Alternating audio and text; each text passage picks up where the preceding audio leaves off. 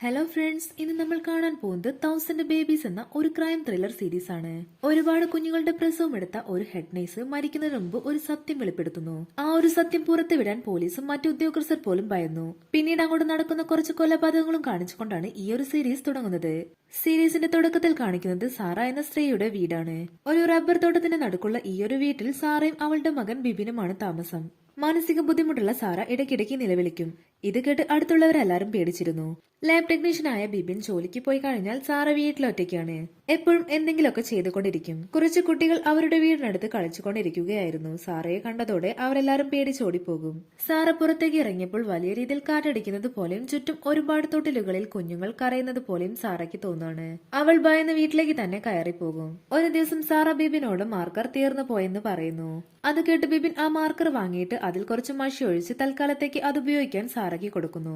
എന്നിട്ട് വൈകിട്ട് വരുമ്പോൾ പുതിയത് വാങ്ങിച്ചു വരാമെന്ന് ബിബിൻ പറയുന്നു. സാറ തന്റെ മുറിയിൽ നിറയെ എന്തൊക്കെയോ എഴുതിക്കൊണ്ടിരിക്കുകയാണ്. വളരെ വൃത്തിയിൽ കോളം വരച്ച് അവർ എഴുതിക്കൊണ്ടിരിക്കുന്നത് അവർ പ്രസവമെടുത്ത കുട്ടികളുടെ ഡീറ്റെയിൽസും അഡ്രസ്സും എല്ലാമാണ്. സാറ ആ എഴുത്ത് തുടർന്നുകൊണ്ടിരുന്നു. ബിബിൻ അവർക്കുള്ള ഫുഡ് ഉണ്ടാക്കി വെച്ച് ലാബിലേക്ക് പോകും. ബിബിന്റെ അതേ ലാബിൽ വർക്ക് ചെയ്യുന്ന പെൺകുട്ടിയായിരുന്നു മെർലിൻ. അധികമൊന്നും ആരോട് സംസാരിക്കാത്ത ബിബിൻ മെർലിയുമായിട്ട് മാത്രം നല്ല കൂട്ടായിരുന്നു. അങ്ങനെ വൈകുന്നേരമായപ്പോൾ അവൻ വീട്ടിലേക്ക് പോകുന്ന വഴി കടയിൽ മാർക്കർ ചോദിച്ചെങ്കിലും അവിടെ അത് തീർന്നു പോയിരുന്നു. നാളെ വാങ്ങിക്കാമെന്നോർത്ത് അവൻ തിരിച്ച് വീട്ടിലേക്ക് പോയി. എന്നാൽ സാറ അവൻ മാർക്കർ കൊണ്ടുവരുന്നതും കാത്തു നിൽപ്പുണ്ടായിരുന്നു. മാർക്കർ കിട്ടിയില്ലെങ്കിൽ വയലന്റ് ആവുമെന്ന് ഭയന്ന് അവൻ വേഗം മഷിയെടുത്ത് മാർക്കറിൽ നിറയ്ക്കാൻ നോക്കുമ്പോൾ അതിലെ മഷിയും തീർന്നു പോയിരുന്നു. ഇത് കണ്ടതും സാറ ആകെ വയലന്റ് ആവാൻ തുടങ്ങി. അവൻ വേഗം പല കടകളിലും കയറി ഇറങ്ങി ആ മാർക്കർ വാങ്ങിച്ചിട്ട് കൊണ്ടുവന്നു. അത് കിട്ടിയതോടെയാണ് അവർ നോർമലായത്. സാറ വീണ്ടും ആ കുട്ടികളുടെ വിവരം എഴുതാൻ ആരംഭിച്ചു. അങ്ങനെ അവരുടെ കയ്യിലെ റെക്കോർഡ്സിലെ എല്ലാ കുട്ടികളുടെ വിവരങ്ങളും അവർ എഴുതി കഴിഞ്ഞിരിക്കുന്നു. അവസാനമായി അവർ എഴുതിയിരിക്കുന്നത് ഒരു പ്രൊഫസറുടെ കുട്ടിയുടെയും പിന്നെ സാറയുടെ തന്നെ കുട്ടിയുടെയും കുറിച്ചുള്ള വിവരങ്ങളാണ്. അതെല്ലാം എഴുതിയ ശേഷം അവർ ആർക്കോ 2 കത്തുകൾ ടൈപ്പ് ചെയ്ത് വെക്കുന്നു. എന്നിട്ട് അടുത്ത് താമസിക്കുന്ന ജോഷിയെ കാണാൻ പോകുന്നു. എന്നിട്ട് കുറച്ച് ബീഫും പോർക്കും വേണമെന്ന് പറഞ്ഞ് അത് വാങ്ങിക്കാനുള്ള കാശ് അയാൾക്ക് കൊടുക്കുന്നു. അയാൾ അപ്പോൾ തന്നെ അവർക്ക് ആ സാധനം വാങ്ങിച്ചു കൊടുക്കുന്നു. അന്ന് വൈകുന്നേരം വീട്ടിലെത്തിയ ബിബിൻ ആകെ ഞെട്ടിപ്പോവാണ്. കാരണം വീടെല്ലാം വളരെ വൃത്തിയാക്കി വെച്ചിരിക്കുന്നു. പോരാത്തിന് കുറെ കാലത്തിന് ശേഷം സാറ കുക്ക് ചെയ്തിരിക്കുന്നു. സാറയുടെ സംസാരം തന്നെ മാറിയിരുന്നു. അവനിതെല്ലാം കണ്ടപ്പോൾ സന്തോഷം തോന്നി. അവർ ഒന്നിച്ചിരുന്ന് ഭക്ഷണം കഴിക്കുമ്പോൾ സാറ അവനോട് ചോദിക്കുന്നുണ്ട്, എന്റെ ഈ വട്ട് കാരണം നിനക്ക് പ്രശ്നമുണ്ടോ എന്ന്. എന്നാൽ അവൻ പറയുന്നത് അമ്മയ്ക്കൊരു വട്ടുമില്ല എന്നാണ്. ഇത്രയും ടേസ്റ്റ് ആയിട്ട് ആഹാരം ഉണ്ടാക്കാൻ കഴിയുന്ന ഒരാൾക്ക് എങ്ങനെ വട്ടുണ്ടാകാനാ എന്ന് അവൻ പറയുന്നു. അപ്പോൾ ഞാൻ ഈ ഭിത്തി മുഴുവനും എഴുതുന്നതും തൊണ്ട പൊട്ടി അലറുന്നതും ഭ്രാന്തല്ലേ? അതൊന്നും ഒരു ഭ്രാന്തല്ല എന്നാണ് അവൻ പറയുന്നത്. അതൊക്കെ അമ്മയ്ക്ക് ഇഷ്ടമായോണ്ട് അമ്മ ചെയ്യുന്നു, അത്രയേ ഉള്ളൂ. നിനക്ക് എന്നോട് ഇത്രയധികം സ്നേഹമുണ്ടോ? ഉണ്ടെന്ന് അവൻ പറയുന്നു. നിനക്ക് ഇഷ്ടമുള്ളതൊന്നും ചെയ്യാൻ ഞാൻ ഇതുവരെ സമ്മതിച്ചിട്ടില്ല. എപ്പോഴും എന്റെ കൈയെത്തും ദൂരത്താണ് ഞാൻ നിന്നെ കൊണ്ടു നടക്കുന്നത്. അതെല്ലാം ഞാൻ ചെയ്ത തെറ്റാണെന്ന് എനിക്കറിയാം. പക്ഷെ ആ തെറ്റുകളെല്ലാം തന്നെ ഞാൻ മനഃപൂർവ്വം ചെയ്തതാണ്. ഇത് കേട്ടപ്പോൾ ബിബിൻ ഒന്ന് ഞെട്ടി. നിന്നോട് ചെയ്തതുപോലെ ഞാൻ ഒരുപാട് പേരോട് പാപങ്ങൾ ചെയ്തിട്ടുണ്ട്. അതിലേറ്റവും വലിയ തെറ്റ് ഞാൻ നിന്നോട് ചെയ്തതാണ്. അതുകൊണ്ടാണ് ഞാൻ ഈ ഏറ്റുപറച്ചിൽ നടത്താൻ പോകുന്നത്. ആദ്യത്തെ ഏറ്റുപറച്ചിൽ എനിക്ക് നിന്നോട് തന്നെ പറയണം. എന്നിട്ട് അവർ അവനോട് എന്തൊക്കെയോ കാര്യങ്ങൾ പറയുന്നു. എന്നാൽ അതൊന്നും നമ്മളെ കേൾപ്പിക്കുന്നില്ല. പക്ഷെ ആ കാര്യങ്ങൾ മനസ്സിലാക്കിയ ബിബിൻ ആകെ ദേഷ്യത്തിലായിരുന്നു. അവന് സ്വയം നിയന്ത്രിക്കാൻ പറ്റാതെയായി. സാറയാകട്ടെ ഉറക്കെ പൊട്ടിച്ചിരിക്കുകയാണ്. അവൻ ഓടിപ്പോയി സാറ എഴുതി വെച്ച പേരുകളെല്ലാം തിരയാൻ തുടങ്ങി. അവൻ എന്ത് ചെയ്യണമെന്നറിയാതെ പൊട്ടിക്കരഞ്ഞു. അപ്പോഴും സാറ പൊട്ടിച്ചിരിച്ചുകൊണ്ടിരുന്നു. തിരിച്ചു വന്ന അവനാകട്ടെ സാറയെ ചവിട്ടി താഴെയിട്ടു. അവർ താഴെ വീണ് തലയിൽ നിന്നും ഒരുപാട് രക്തം വരാൻ തുടങ്ങി.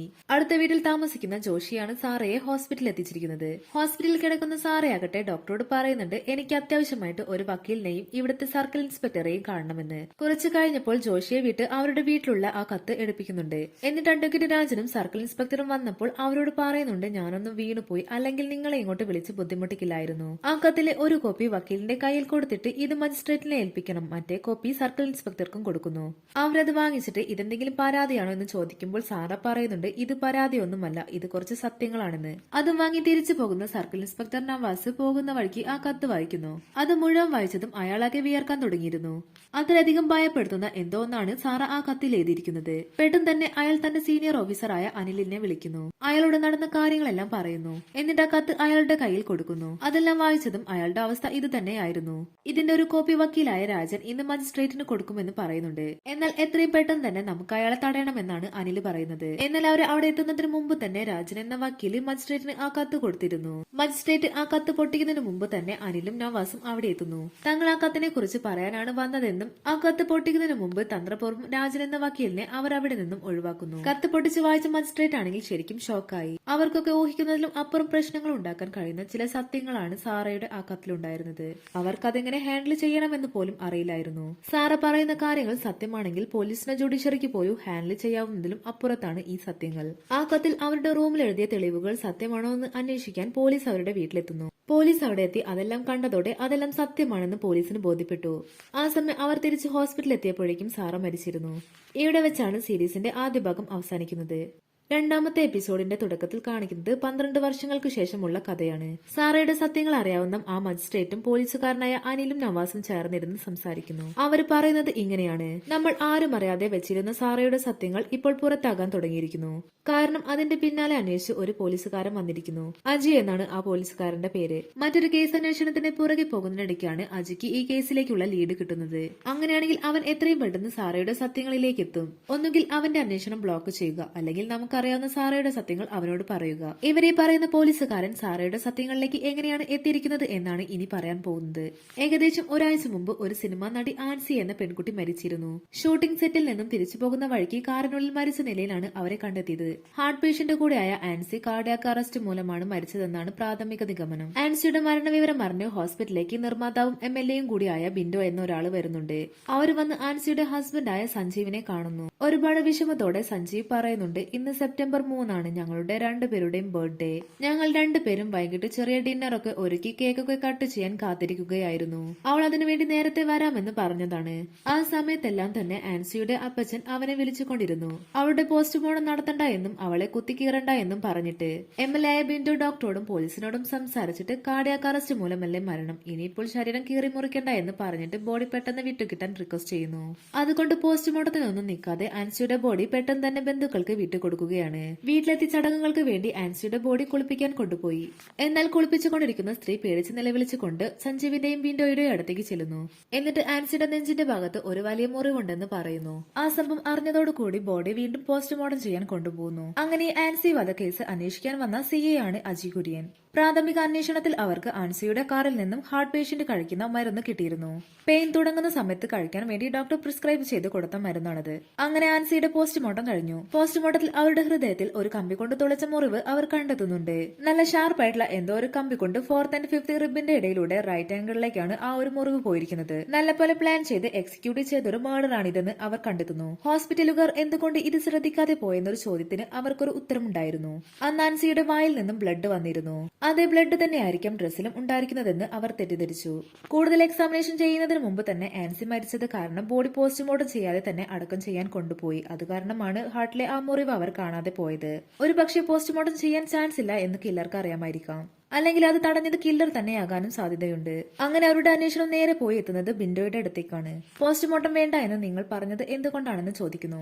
ആൻസിയുടെ അപ്പച്ചനാണ് നിർബന്ധം പോസ്റ്റ്മോർട്ടം വേണ്ട എന്ന്. അത് സഞ്ജീവിനോട് പറയുകയും ചെയ്തു. എന്നാൽ സഞ്ജീവ് നിർബന്ധപൂർവ്വം അത് ആവശ്യപ്പെട്ടിട്ടില്ല. ഞാൻ അവനെ സഹായിക്കാൻ വേണ്ടി ഇറങ്ങി പുറപ്പെട്ടതാണ്, അല്ലാതെ ഈ കേസുമായി എനിക്കൊരു ബന്ധവുമില്ല എന്ന് അയാൾ തുറന്നു പറയുന്നു. ആൻസി മരിക്കുന്നതിന്റെ അന്ന് ബർത്ത്ഡേ ആഘോഷിക്കാൻ വേണ്ടി നേരത്തെ പോകേണ്ടത് കാരണം സെറ്റിൽ നിന്നും അവർ നേരത്തെ ഇറങ്ങി. ആർട്ടിസ്റ്റുകൾക്ക് വേണ്ടി നിരത്തിയിട്ടിരുന്ന 3 കാരവാനുകളുടെ സൈഡിലായിട്ടായിരുന്നു ആൻസിയുടെ കാർ നിർത്തിയിട്ടിരുന്നത്. വീട്ടിലേക്ക് പോകാൻ കാറിൽ കയറിയതിനു ശേഷമാണ് ആൻസിയുടെ മരണം നടന്നിരിക്കുന്നത്. അതുകൊണ്ട് ആരും തന്നെ അത് കണ്ടതുമില്ല. ആൻസിയുടെ സഹപ്രവർത്തകരെ ക്വസ്റ്റ്യൻ ചെയ്തപ്പോൾ സംശയാസ്പദമായി ഒന്നും തന്നെ തോന്നിയതുമില്ല. അടുത്ത സംശയം നിലനിന്നത് ആൻസിയുടെ ഹസ്ബൻഡ് സഞ്ജീവിലേക്കായിരുന്നു. സഞ്ജീവിന്റെ കൂടുതൽ വിവരങ്ങൾ അറിയാൻ അവർ ബിൻഡോയുടെ അടുത്തേക്ക് എത്തി. വലിയ തിരക്കഥാകൃത്തായ സഞ്ജീവിന് പിന്നീട് അങ്ങോട്ട് വലിയ തകർച്ചയുണ്ടായി. അയാളുടെ തിരക്കഥയൊന്നും ഹിറ്റാവാതായി. അത് കാരണം സിനിമയൊന്നും കിട്ടാതായി. ആർക്കും തന്നെ അയാളുടെ തിരക്കഥ ഇഷ്ടമല്ലാതായി. എന്നാൽ ആൻസിയുടെ കരിയറിലാകട്ടെ വെച്ചടി കയറ്റമായിരുന്നു. അവൾക്ക് 2 സംസ്ഥാന അവാർഡുകൾ വരെ കിട്ടി. ഇതുകൊണ്ട് തന്നെ അവർക്കിടയിൽ വലിയ രീതിയിൽ ഈഗോയുണ്ടായിരുന്നു. എന്നാൽ അവർ തമ്മിൽ നല്ലൊരു ബന്ധമല്ലായിരുന്നു ഉണ്ടായിരുന്നത്. സഞ്ജീവിന് ആൻസിയെ പിരിഞ്ഞ് ജീവിക്കാൻ പറ്റില്ലായിരുന്നു. എന്നാൽ ആൻസി ആകട്ടെ ഡിവോഴ്സിനെ കുറിച്ച് ചിന്തിച്ചിരുന്നു. ഡിവോഴ്സിനെ കുറിച്ച് പറഞ്ഞത് അവൾക്ക് ഹാർട്ട് ഡിസീസ് വരുന്നതിന് മുമ്പായിരുന്നു. പിന്നീട് അവൾ അതിനെക്കുറിച്ച് ചിന്തിച്ചിട്ടില്ല. ശേഷം അവിടുന്ന് അവർ നേരെ പോകുന്നത് സഞ്ജീവിന്റെ അടുത്തേക്കാണ്. അപ്പോൾ അയാൾ പറയുന്നത് തനിക്കും ആൻസിക്കും ഇടയിൽ ഒരുപാട് പ്രശ്നങ്ങൾ ഉണ്ടായിട്ടുണ്ട്. ഞാൻ എന്റെ കരിയറിൽ താഴേക്കാണ് പോയിക്കൊണ്ടിരിക്കുന്നത്, എന്നാൽ അവൾ മുകളിലേക്കും. അതുമൂലം ഉണ്ടാകുന്ന പല പ്രശ്നങ്ങളും ഞങ്ങൾക്കിടയിൽ ഉണ്ടായിരുന്നു. അതെല്ലാം അപ്പോൾ നടക്കുന്ന ഫൈറ്റിന്റെ സമയത്ത് മാത്രമേ ഞങ്ങൾ തമ്മിൽ ചെറിയ അകൽച്ചയുള്ളൂ. അല്ലാത്തപ്പോഴെല്ലാം ഞങ്ങൾ ഒരുമിച്ച് തന്നെയായിരുന്നു. അയാളെ അങ്ങനെ ചോദ്യം ചെയ്തുകൊണ്ടിരിക്കുന്ന സമയത്ത് അയാളുടെ വീടും പരിസരവുമെല്ലാം പോലീസുകാർ നിരീക്ഷിക്കുന്നുണ്ടായിരുന്നു. അങ്ങനെ അയാളുടെ കാറിൽ നിന്നും ഒരു ഡമ്മി കിട്ടുന്നു. അതൊരു സ്ത്രീയുടെ ഡമ്മിയായിരുന്നു. അത് കണ്ടതും എല്ലാവരും ഞെട്ടി. എല്ലാവരുടെ കണ്ണുകളും സഞ്ജീവിലേക്കായിരുന്നു. അവർ ആ ഡമ്മി എടുത്ത് കൊണ്ടുപോയി പരിശോധിച്ച് കഴിയുമ്പോഴാണ് മനസ്സിലാകുന്നത് ആൻസിയുടെ ശരീരത്തിൽ ഉള്ളതുപോലുള്ള മുറിവുകൾ ആ ഡമ്മിയിലുമുണ്ട്. ആരോ ഈ ഡമ്മിയിൽ കുത്തി പരിശീലിച്ചിട്ടുണ്ടെന്ന് അവർ കണ്ടെത്താണ്. അത് മറ്റാരുമല്ല, സഞ്ജീവ് തന്നെയായിരുന്നു. സഞ്ജീവിന്റെ ഫിംഗർ പ്രിന്റ് എല്ലാം ആ ഡമ്മിയിൽ ഉണ്ടായിരുന്നു. അവർ സഞ്ജീവിനെ അപ്പോൾ തന്നെ അറസ്റ്റ് ചെയ്ത് ചോദ്യം ചെയ്യാൻ വേണ്ടി കൊണ്ടിരുത്തി. അവനോട് കൂടുതലൊന്നും ചോദിക്കാതെ ഡയറക്റ്റായി എന്തിനു വേണ്ടിയാണ് ഇത് ചെയ്തതെന്ന് ചോദിക്കുന്നു. അപ്പോൾ സഞ്ജീവിന് മനസ്സിലായി താൻ ഇനി എന്തൊക്കെ പറഞ്ഞിട്ടും കാര്യമില്ല എന്ന്. ആൻസിയെ കൊല്ലാനുണ്ടായ കാരണം അയാൾ വെളിപ്പെടുത്തുന്നു. കരിയറിൽ താൻ മോശാവസ്ഥയിലാണെന്ന് മനസ്സിലാക്കിയ അയാൾ എങ്ങനെയെങ്കിലും നല്ലൊരു തിരക്കഥ ഉണ്ടാക്കി പടം പിടിച്ച് ഹിറ്റാക്കുകയും അതിലൂടെ ആൻസിയുടെ റെസ്പെക്റ്റും സ്നേഹവും തിരിച്ചു പിടിക്കണമെന്നും ആഗ്രഹിച്ചു. അതിനുവേണ്ടി അയാൾക്ക് നല്ലൊരു കഥ വേണമായിരുന്നു. ദിവസങ്ങളോളം അയാൾ ബാറിൽ കയറിയിറങ്ങി. അവിടെയുള്ള പലരോടും സംസാരിച്ചു. അവരുടെയൊക്കെ ജീവിതത്തിൽ നിന്നും ഒരു കഥയുണ്ടാക്കാൻ ശ്രമിക്കുകയായിരുന്നു. അങ്ങനെ ഇരിക്കുമ്പോൾ തന്നെ അയാൾക്ക് ഒരു അൺനോൺ നമ്പറിൽ നിന്നും കുറച്ച് ഫോട്ടോസും ചാറ്റും ഒക്കെ വരുമായിരുന്നു. അത് അയാളുടെ വൈഫ് ആൻസിയുടെയും അവളുടെ കൊളീഗായിരുന്ന ആളുടെയും പിക്ചേഴ്സ് ആയിരുന്നു. വില്യം എന്നാണ് അയാളുടെ പേര്. ആൻസിയും വില്യംസും തമ്മിൽ എന്തോ ഒരു റിലേഷൻഷിപ്പ് ഉണ്ടെന്ന് സഞ്ജീവിന് മനസ്സിലായി.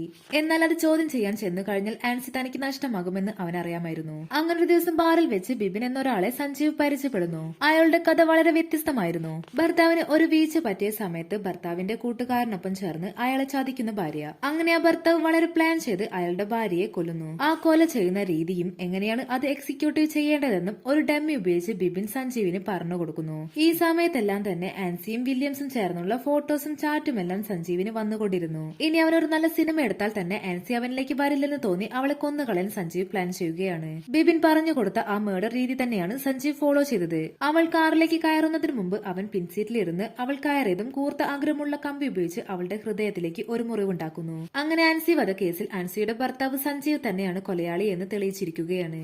അപ്പോഴും അവർക്ക് സഞ്ജീവിനോട് ആ കഥ പറഞ്ഞിരിക്കുന്ന ബിബിൻ ആരാണെന്ന് കണ്ടെത്താൻ കഴിഞ്ഞിട്ടില്ല. പിറ്റേന്ന് അജയ് കുര്യന്റെ ഓഫീസിലേക്ക് മെർലിൻ എന്ന പെൺകുട്ടി വരുന്നു. മുമ്പ് ബിബിന്റെ കൂടെ ലാബിൽ ജോലി ചെയ്തിരുന്ന കുട്ടിയായിരുന്നു മെർലിൻ. ആൻസി വധക്കേസിലെ പേപ്പർ കട്ടിങ്ങും കുറച്ച് കത്തുകളും മെർലിൻ അജയ് കുര്യന് കൈമാറി. ആൻസി മരിക്കുന്നതിന് ഒരാഴ്ച മുമ്പ് അവളുടെ വീട്ടിലേക്ക് വന്ന കത്തായിരുന്നു അത്. ആ കത്തിൽ ഒരു വശത്താകട്ടെ ആൻസിയുടെയും ബിബിന്റെയും ഡീറ്റെയിൽസ് ആയിരുന്നു. അതിന്റെ മറുവശത്ത് വേറെ രണ്ടുപേരുടെയും ഡീറ്റെയിൽസ് ഉണ്ട്. ഓരോന്നും ഏറോ ഇട്ട് അങ്ങോട്ടും ഇങ്ങോട്ടും മാർക്ക് ചെയ്തിട്ടുമുണ്ട്. ഈ കത്തുകൾ നിങ്ങൾക്ക് ആരാണ് അയച്ചതെന്ന് ചോദിക്കുമ്പോൾ മെർലിൻ പറയുന്നത് മുമ്പ് മുണ്ടക്കയത് ലാബിൽ ജോലി ചെയ്തിരുന്ന കാലത്ത് എന്റെ കൂടെ ജോലി ചെയ്തിരുന്ന ബിബിൻ എന്ന ആളാണ്. ആ പേര് കേട്ടതും അജയ് ഒന്ന് ഞെട്ടി. അവിടെ വെച്ചാണ് രണ്ടാമത്തെ എപ്പിസോഡ് അവസാനിക്കുന്നത്. അടുത്ത എപ്പിസോഡുകൾ പാർട്ട് 2 കാണാം.